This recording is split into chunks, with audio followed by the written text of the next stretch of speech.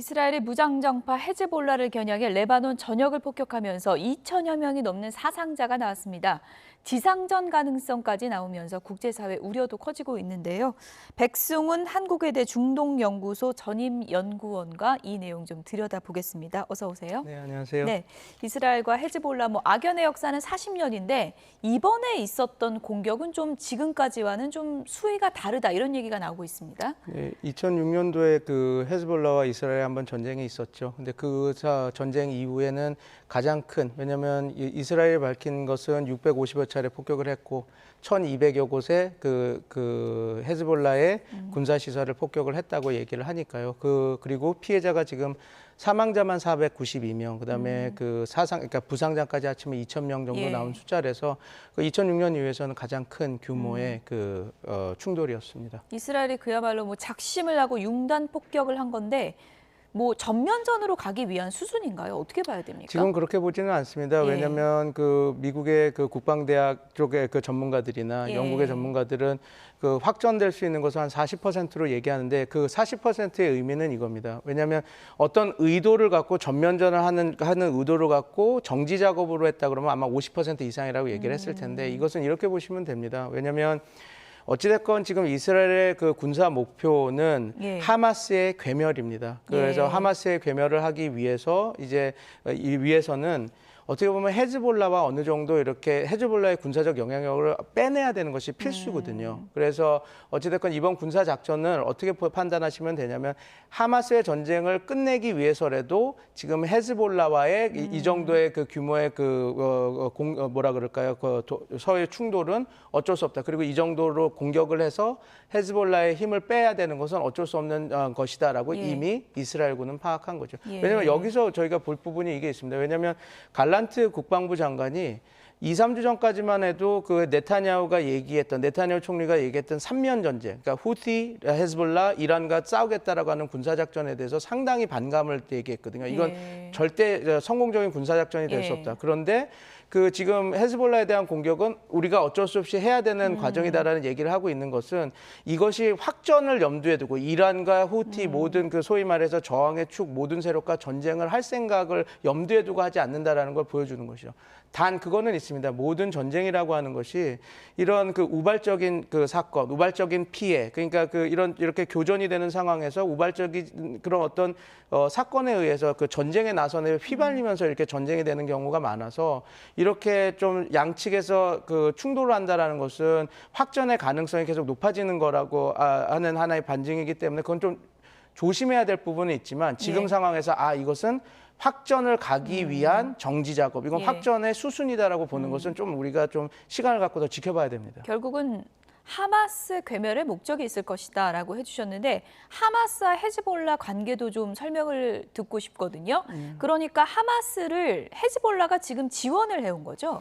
헤즈볼라가 이제 하마스를 지원을 하고 있었죠. 헤즈볼라가 하마스를 지원을 해온 거죠. 그리고 헤즈볼라를 치면 그러니까 헤즈볼라가 하마스를 더 이상 지원하지 못한다면 이스라엘 입장에서는 하마스를 괴멸시킬 수 있다 이런 시나리오인가요? 맞죠. 왜냐하면 작년 10월 7일 날 벌어졌던 알-악사의 홍수, 그러니까 하마스가 이스라엘을 공격을 감행했던 게 그때를 복귀해 보시면 이스라엘이 그렇게 이번에도 효과를 했다라고 하는 중고도 미사일 방어 체제 아이언돔이 완전히 형해화되고 완전히 안보 공백이 드러나면서 하마스가 성공적으로 군사 작전을 성공했거든요. 근데 다 그때 했던 얘기가 이것은 헤즈볼라 그리고 IRGC가 뒤에서 그런 정보를 주지 않았다면 그리고 그거에 가능한 무기 체계를 좀 도와주지 않았다면 절대 불가능했을 거다라는 이야기들이 다 나왔거든요. 그리고 실제로 북한제 무기도 나왔다 이렇게 얘기가 나오는데 어찌됐건 그런 것들이 다 헤즈볼라와 IRGC가 이란의 혁명수비대가 지원하지 않으면 하마스가 가질 수 없는 무기들이거든요. 그러니까 지금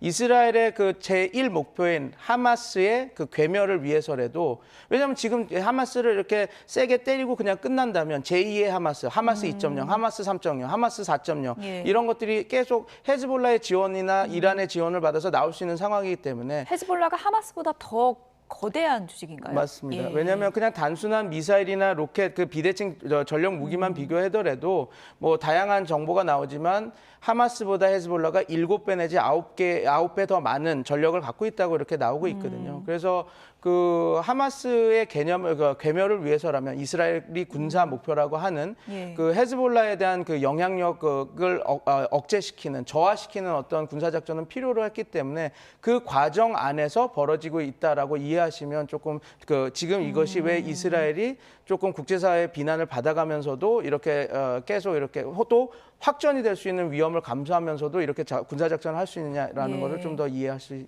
수 있을 겁니다. 예, 미국 한 언론에서는 이스라엘이 지금 리스크를 끌어올리면서 일종의 도박을 걸었다 이런 표현도 쓰더라고요. 그러니까 헤즈볼라의 월경 공격을 멈추기 위해서 우리가 얼마나 단단한 결심을 했는지 그렇게 위력으로 보여주는 것이다 이렇게 분석을 했던데 그건 어떻게 보세요? 그게 지금 그래서 저의 분석과 걔를 같이 하는 분석입니다. 왜냐하면 그러니까 이스라엘 입장에서는 확전을 위해서 진짜 전면전을 해서 총력전을 가기 위한 그것이 아니라 이게 예. 어떻게 보면 정말 리스크 초이스, 그러니까 되게 위험한 전략이긴 합니다. 그러니까 상대방 헤즈볼라에 대한 힘을 빼기 위해서 그게 왜냐하면 그게 성공적으로 되면 또 좋고 만약에 실패해서 헤즈볼라랑 전면전이 되더라도 이렇게 영향력을 약화시켜야지 이스라엘 그 군에 있어서는 전략적인 폭이 전술의 폭이 늘어나는 예, 것이거든요. 헤즈볼라가 어떻게 대응하느냐가 중요한 겁니까? 그럼? 지금 헤즈볼라는 대응할 수 있는 거가 많지는 않습니다. 지금 뭐 비대칭 전력으로 아니면 이제 그 자기네들 특수전 요원을 사용해서 요인 암살이나 그런 것들로 갈 수 있겠지만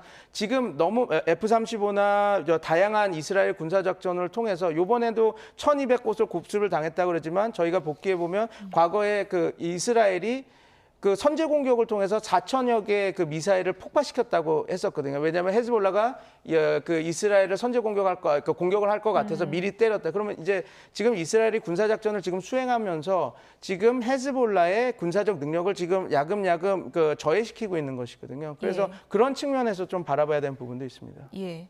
어쨌든 지금 바이든 미국 대통령 이스라엘의 확전 자제를 촉구하고 있는데 이스라엘이 이제 고집을 꺾고 있진 않은 그런 상황인데 뭐 밀당이라고 표현할까요? 바이든 대통령과 지금 뭐 네타냐후 총리가 지금까지 뭐 밀당을 해오는 관계라는 이제 표현도 있었는데 지금의 상황은 뭐 어떻게 표현할 수 있는 거예요? 좀 밀당이긴 한데 네타냐후가 우위에 있는 밀당이 지금 계속 되고 있는 것이죠. 예. 왜냐하면 바이든 대통령은 이미 이제 대통령이 이제 이번 대선 이후에는 뭐 해리스가 대통령이 되든 트럼프가 대통령이 되든 이제 예. 자기 대통령이 아니고 이제 지금 대선 국면이기 때문에 미국이 지금 쓸 수 있는 카드가 많지가 않습니다. 지금. 그래서 지금 어떻게 보면 지금 단기적인 그 국면이지만 네타냐후 그리고 이스라엘 쪽에 오히려 더 운신회복하면서 자기네 협상력, 레버리지를 올릴 수 있는 그런 형국이죠. 그래서 뭐 미국은 당연히 그 이스라엘을 억제하고 싶겠지만 문제는 여기에 있습니다. 그러니까 미국이 이스라엘을 억제하기 위해서라면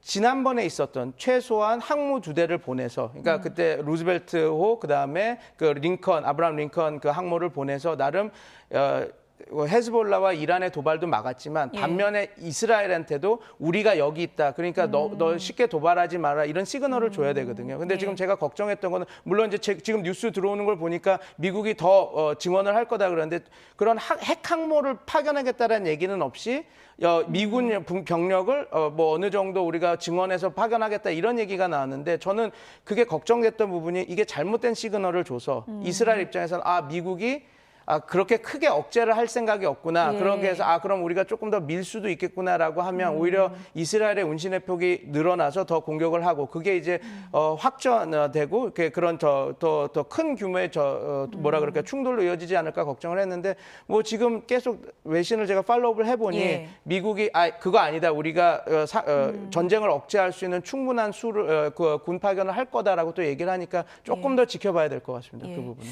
미국의 메시지가 이스라엘에 어느 정도 먹혀들지 이 부분도 좀 변수가 되겠네요. 맞습니다. 좀 지켜봐야 될 것 같습니다. 백승훈 한국외대 중동연구소 전임 연구원이었습니다. 고맙습니다. 네, 감사합니다.